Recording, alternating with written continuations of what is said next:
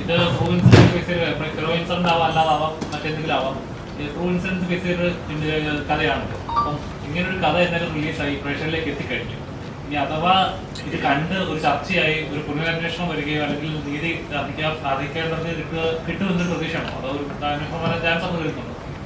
അല്ല, ഇപ്പൊ നിങ്ങൾ പറഞ്ഞ കേസിന്റെ റീഇൻവെസ്റ്റിഗേഷൻ നടന്നുകൊണ്ടിരിക്കുക. അതിന്റെ കോർട്ടിലെന്തോണ് ഇപ്പൊ കേസ് നിൽക്കുന്നത്. അത് അറിയില്ല. സിനിമ എപ്പോഴും ഇൻഫ്ലുവൻസ് ചെയ്യാറുണ്ട് പബ്ലിക്കിലും ഗവൺമെന്റിലും ഒക്കെ. അപ്പം ഈ സിനിമ നാളെ ഇനി ഇതുപോലത്തെ കേസുകൾ സംഭവിക്കാതിരിക്കാൻ ഗുണം ചെയ്യട്ടെ, അത്രേ നമ്മൾ ഉദ്ദേശിക്കുന്നുള്ളൂ. അതിനുവേണ്ടി ചെയ്ത സിനിമയല്ല. കാരണം ഈ സിനിമ എന്ന് പറയുന്നത് പ്രേക്ഷകരെ രസിപ്പിക്കാൻ വേണ്ടിയാണ്. അപ്പൊ അതിനുള്ള ഫ്ലേവേഴ്സ് ആണ് ശ്രീമാനെ ചെയ്തിരിക്കുന്നത്. ഇതും കൊണ്ട് നാളെ ആരെങ്കിലും കുറ്റം ചെയ്യാതിരിക്കുമെന്ന് എനിക്ക് തോന്നുന്നില്ല. അങ്ങനൊന്നുമില്ല.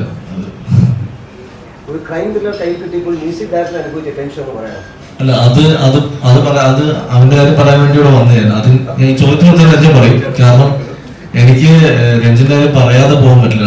ഒരു സിനിമയെ അപ്ലിഫ്റ്റ് ചെയ്യുന്ന എപ്പോഴും മ്യൂസിക് ഡയറക്ടറാണ്. അപ്പൊ ഈ സിനിമയെ ഓക്കെ ത്രില്ലർ ഏരിയ എനിക്കറിയാം, വിഷ്ണു അത് ഇവരിന്ന് വർക്ക് ചെയ്ത് ഭയങ്കര. പക്ഷെ ഈ അമ്മ മകൻ ഇമോഷൻസ് പ്ലേ ചെയ്യുമ്പോൾ കണ്ണ് നിറയിപ്പിക്കാന്ന് പറയുന്നത് ചെറിയ കാര്യമല്ല. അത് എല്ലാ മ്യൂസിക് ഡയറക്ടേഴ്സും ചെയ്യത്തുമില്ല. ചില ആളുകൾ അത് ഭയങ്കര എക്സ്പീരിയൻസ് ആയി ആ കാര്യത്തിൽ രഞ്ജിൻ രാജ് എടുത്ത ഒരു എഫോർട്ട് മാളികപ്പുറത്തിൽ നങ്ങേരിപ്പൂവിന് കിട്ടിയ പോലെ തന്നെയാണ് മന്ദാരമല എന്നുള്ള സോങ്ങിൽ ഇന്ന്. ഇപ്പൊ ഞാൻ മുന്നത്തെ ഇന്റർവ്യൂ പറയുന്നുണ്ടായിരുന്നു, അവസാന ഷോട്ട് കണ്ടാൽ തിയേറ്ററിൽ കണ്ണു നിറയുന്നത്. അതിന്റെ ഏറ്റവും വലിയ കാരണം രഞ്ജിനാണ്. അപ്പം ഈ ഒരു വേദിയിൽ ഞാൻ രഞ്ജിന്റെ ഞങ്ങൾ ഒരുമിച്ചുള്ള 5ാമത്തെ സിനിമയാണ്. ഞാൻ രഞ്ജിനോട് എന്റെ മനസ്സിൽ നിന്ന് ഞാൻ താങ്ക്സ് പറയുകയാണ്. അത്രയും ഡെഡിക്കേറ്റഡ് ആയിട്ട് എന്റെ കഥകൾക്ക് അല്ലെങ്കിൽ എന്റെ ഡയറക്ടേഴ്സിന് വേണ്ടി വർക്ക് ചെയ്യുന്ന ഒരു മ്യൂസിക് ഡയറക്ടറാണ്. അപ്പം താങ്ക് യു വെരി മച്ച്.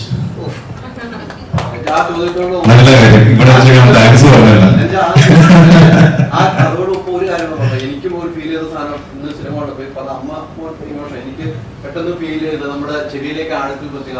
പാലത്തിന്റെ മുകളിൽ നിൽക്കുന്ന മറ്റു വണ്ടികൾ പോകുമ്പോൾ ആ സൗണ്ട് നമുക്ക് അവിടെ ഇരിക്കുമ്പോൾ ഒരു നമ്മുടെ ഹാർട്ടിലൊരു ബീറ്റ് ഉണ്ടാവും. അത് കൃത്യമായിട്ട് തന്നെ നമുക്ക് ആ വണ്ടി നമ്മൾ ആ പാലത്തിൽ നിൽക്കുന്ന പോലെ അത്രയും ബ്ലെൻഡ് ചെയ്യാൻ പറ്റിയെന്നുള്ളതാണ് ഈ സിനിമയിൽ. അതായത് സൗണ്ട് എഫക്ട്സും മ്യൂസിക്കും അത്ര സിങ്കായിട്ട് കഥാപരമായിട്ട് ട്രാവൽ ചെയ്തുകൊണ്ടതാണ്.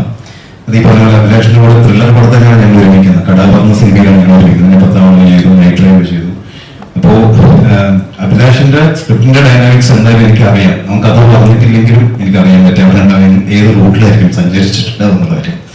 അപ്പൊ അതിൽ സംഭവിച്ചിട്ടുണ്ട്. പിന്നെ വിഷ്ണു ആയിട്ടുള്ള എക്സ്പീരിയൻസ് ഭയങ്കര എനിക്ക് ഒരു എന്റെ മ്യൂസിക്കൽ ലൈഫിൽ തന്നെ എനിക്ക് വളരെയധികം വാല്യൂബിൾ ആയിട്ട് വിഷ്ണുവോടും പറയാറുണ്ട്. കാരണം അത്രയധികം എനിക്ക് സ്പേസ് വിഷ്ണു വന്നിട്ടുണ്ടായിരുന്നു. അപ്പൊ ഞങ്ങൾ എനിക്ക് തോന്നുന്നു ഈ സിനിമയുടെ റിലീസ് കുറച്ച് ലേറ്റ് ആയി. അതുകൊണ്ട് തന്നെ കുറച്ച് നല്ല സമയം കിട്ടി. ഒരു 2-2.5 മാസത്തോളം സമയം കിട്ടി ഞങ്ങൾക്ക് ഡിസ്കസ് ചെയ്യാനും ചെറിയ മൈന്യൂട്ടായിട്ടുള്ള കാര്യങ്ങൾ ചില എറേഴ്സ് മാറ്റാനും ചിലത് റീതിങ്ക് ചെയ്യാനും അങ്ങോട്ടും ഇങ്ങോട്ടും തർക്കിക്കാനും നല്ലതിന് വേണ്ടിയിട്ടുള്ള തർക്കം അതൊക്കെ സംഭവിച്ചിട്ടുണ്ട് ഈ പടത്തിൽ. അപ്പോൾ ഞാൻ ഇന്ന് മീഡിയയുടെ മുന്നിൽ പലപ്പോഴും ഞാൻ എല്ലാ പടം കഴിഞ്ഞാലും മീഡിയയുടെ മുന്നിൽ ഒന്നും സംസാരിക്കില്ല.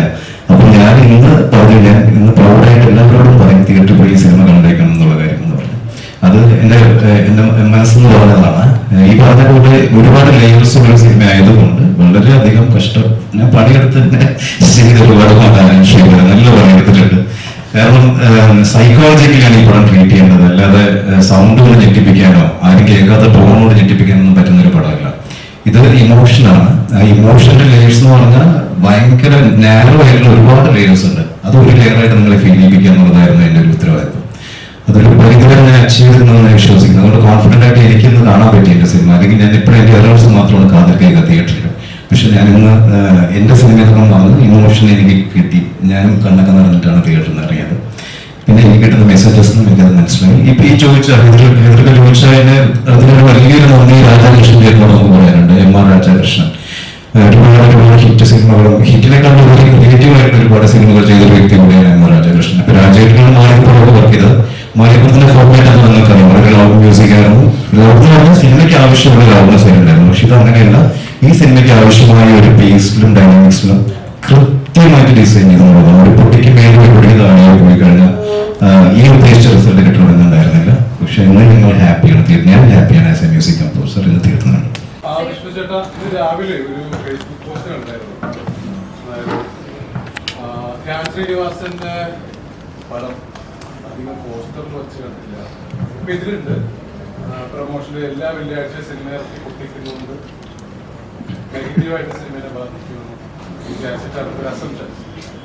ഇല്ല, നമ്മുടെ ഒരു കഥാപാത്രത്തെ കാസ്റ്റ് ചെയ്യുമ്പോൾ അയാൾക്ക് അത് ചെയ്യാൻ പറ്റുമോ എന്നുള്ളത് മാത്രമേ ആലോചിച്ചിട്ടുള്ളൂ. അദ്ദേഹത്തിന് ചെയ്യുന്ന ഒരു കഥാപാത്രമാണ് അദ്ദേഹം നോർമലി ചെയ്യാത്ത ഒരു ഒരു ഒരു പേസിൽ ഒരു താളത്തിലും അദ്ദേഹം ചെയ്തിട്ടുണ്ടെന്നാണ് ഞാൻ മനസ്സിലാക്കുന്നത്. പിന്നെ അദ്ദേഹം ചിലപ്പോൾ അഭിനയിക്കുന്ന സിനിമകളിലെല്ലാം വിജയിക്കുന്നുണ്ടാവും, ചിലത് പരാജയപ്പെടുന്നുണ്ടാവും. അത് അങ്ങനെ ഓർത്തുകൊണ്ടൊരു കാസ്റ്റിങ്ങിലോട്ട് പോയതല്ല. ഞങ്ങൾക്ക് അദ്ദേഹം ഈ ക്യാരക്ടർ ചെയ്യുകയാണെങ്കിൽ ഇൻട്രസ്റ്റിംഗ് ആയിരിക്കുമെന്ന് തോന്നി. അത് ഒരു പക്ഷേ സാധാരണ കൊടുക്കുന്ന ആളുകളിൽ നിന്നും വ്യത്യസ്തമായിരിക്കുമെന്ന് തോന്നി ഞാൻ ക്യാരക്ടർ കൊടുത്ത്. അത് മാത്രമേ ചിന്തിച്ചിട്ടുള്ളൂ. അല്ലാതെ അദ്ദേഹത്തിന്റെ വിജയപരാജയങ്ങളെ കുറിച്ച് ചിന്തിച്ചിട്ടുള്ളൂ. അങ്ങനെ അദ്ദേഹത്തെ കാസ്റ്റ് ചെയ്താൽ ഒരു സിനിമ അറിയില്ല എന്നുള്ളൊരു സംഭവം ഉണ്ടെന്ന് എനിക്കറിയില്ല. ഞാൻ അത് ഒബ്സർവ് ചെയ്തിട്ടില്ല. അങ്ങനത്തെ ഒരു അന്ധവിശ്വാസം എനിക്കും റിലേഷനില്ല.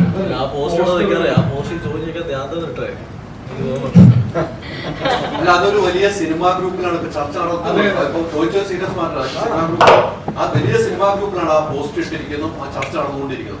പല കമന്റുകളും അതിനകത്ത് വരുന്നുണ്ടാവും. പക്ഷെ അതാ പോസ്റ്റ് ഇട്ട് കഴിഞ്ഞാൽ അതിന്റെ പുറകെ അത് ഏറ്റുപിടിക്കാൻ ഒരുപാട് പേര് വരും.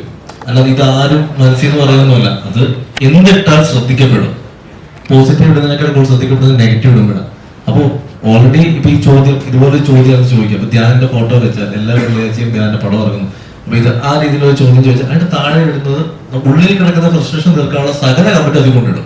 ഒരുത്തരത് പോയിട്ട് ധ്യാൻ നല്ല നടനാണ്, ധ്യാൻ അങ്ങനെ പറയില്ല. ഞാൻ പറയും ധ്യാൻ നല്ല നടന്നവരാണ്, ധ്യാൻ എത്രയോ സിനിമകൾ നല്ല കഥാപാത്രം ചെയ്തിട്ടുണ്ട്. പക്ഷെ എല്ലാം ഒത്തു വരുമ്പോഴാണ് ഒരു സിനിമ വിജയിക്കുന്നത്. അതുകൊണ്ടാണ് ചിലപ്പോൾ പലപ്പോഴും ധ്യാന്റെ സിനിമകൾ ശ്രദ്ധിക്കപ്പെടാതെ പോയിട്ടുള്ളത്. എല്ലാം ഒത്തു വരുന്ന സിനിമ വരുമ്പോൾ ഉറപ്പായിട്ടും ധ്യാൻ ഇവിടെ ഹിറ്റുകൾ കൊണ്ടുവരും. എനിക്ക് ഞാൻ ധ്യാനത്തിന്റെ സുഹൃത്തുക്കളാണ്. ഞാൻ ഉറപ്പ് പറയുന്നു ധ്യാനിന്റെ ഹിറ്റ് കൊണ്ടുവന്നിരിക്കും. അതിനൊരു സംശയവും വേണ്ട. നിങ്ങൾ വിചാരിക്കും അയാള് ബുദ്ധിയില്ലാത്തതുകൊണ്ട് ഇങ്ങനെ പുറകെ സിനിമ കമ്മിറ്റ് ചെയ്യുന്നത്. അയാൾക്ക് ഒരു ബുദ്ധി കുറവില്ല. അയാൾ ഈ കഥകളൊക്കെ കേട്ടാലും കേട്ടില്ല അയാൾക്ക് അറിയാം ഒരു സിനിമയുടെ ഔട്ട് എന്താണെന്നുള്ളത്, റിസൾട്ട് എന്താണെന്നുള്ളത്. ചിലപ്പോൾ അദ്ദേഹത്തിന് എന്തെങ്കിലും ഒരു കാൽക്കുലേഷൻ കാണും അദ്ദേഹത്തിന്റെ. ഞാനില്ല 2 ദിവസം മുന്നേ ചെന്നൈ എയർപോർട്ടിൽ ചോദിച്ചു. ഞാൻ ഇതേ ചോദ്യം ചോദിച്ചു. ഈ ഫേസ്ബുക്ക് പോസ്റ്റുകളിലെ പല കാര്യങ്ങളും നമ്മൾ കണ്ടിട്ടുണ്ടാവും, അത് എൻജോയ് ചെയ്യണം. അപ്പൊ ഞാൻ ഇതേ ചോദിച്ചു, നീ തന്നെയാണോ ഈ പോസ്റ്റ് ഒക്കെ ഇടുന്നത്, നിന്റെ സോഷ്യൽ മീഡിയയിൽ ഇങ്ങനെ ലൈവൊക്കെ എടുത്തതെന്ന് പറഞ്ഞു. പക്ഷെ ഇപ്പൊ ഞാൻ കേട്ട സബ്ജക്ട്, ഞാൻ 2 പ്രൊജക്ടിനെ പറ്റി എന്റെ അടുത്ത് വന്നു. ആ 2 പ്രൊജക്ട് എനിക്ക് പ്രോമിസിംഗ് പ്രോജക്റ്റായിട്ട് തോന്നുന്നുണ്ട്. അത് 2 പ്രൊജക്റ്റും നടക്കുകയാണെന്നുണ്ടെങ്കിൽ ഉറപ്പായിട്ടും അത് ഈ ചോദ്യങ്ങൾക്കുള്ള ഉത്തരവായിരിക്കും. കാരണം ധ്യാനിന്റെ ഒരു ആർട്ടിസ്റ്റ്, ഞാൻ പറയുന്നു സർ റൈറ്റർ, ഞാൻ പറയുന്നു എനിക്കൊരു പടം ധ്യാൻ വെച്ച് ചെയ്യണമെന്ന് എനിക്ക് ആഗ്രഹമുള്ള ആള് തന്നെ. സീരിയസ്ലി ധ്യാൻ വെച്ചൊരു പടം ചെയ്യണം എന്ന് ആഗ്രഹമുള്ള ആളാണ്. കാരണം അയാൾ എനിക്ക് ഇഷ്ടമാണ്, അയാൾ നല്ല നടൻ തന്നെയാണ്. അപ്പൊ ഇങ്ങനത്തെ പോസ്റ്റ് അത്രയും ഒരു കാര്യമില്ല. ഞാൻ പറഞ്ഞ ഉത്തരം അറ്റൻഷൻ സീക്കേഴ്സ് ആണ് ഇങ്ങനത്തെ പോസ്റ്റുകൾ ഇടുന്നത്. ഒരു പോസ്റ്റ് ഇട്ടാൽ അതിന്റെ താഴെ എല്ലാം കുറെ നെഗറ്റീവ് കമന്റ്സ് ഇട്ടിട്ട് കൈയടി വാങ്ങിക്കുക, അത് അടിപൊളിയായി കളിയുക എന്നുകൊണ്ട് അത് ഏറ്റുപിടിക്കാൻ കുറെ ആളുകളാണ്. ഇപ്പൊ ഞാനിത് പറഞ്ഞു ഈ വീഡിയോയുടെ താഴെ കാണും നീ ആരാ പറയാന്ന് ചോദിച്ചിട്ട് കുറെ പോസ്റ്റുകൾ. തീർച്ചയായിട്ടും. അപ്പൊ അത് ഉറപ്പായിട്ടും അത്രേ ഉള്ളൂ. ഇന്നത്തെ കാലത്ത് പോസിറ്റീവ് പറഞ്ഞതിനേക്കാൾ കൂടുതൽ നെഗറ്റീവ് പറഞ്ഞാൽ കയ്യിൽ കിട്ടും, ടെൻഷൻ കിട്ടുമ്പോൾ ചിന്തയാണ്. ഇതൊന്നും സ്റ്റേബിൾ അല്ല, അത്രേ ഉള്ളൂ.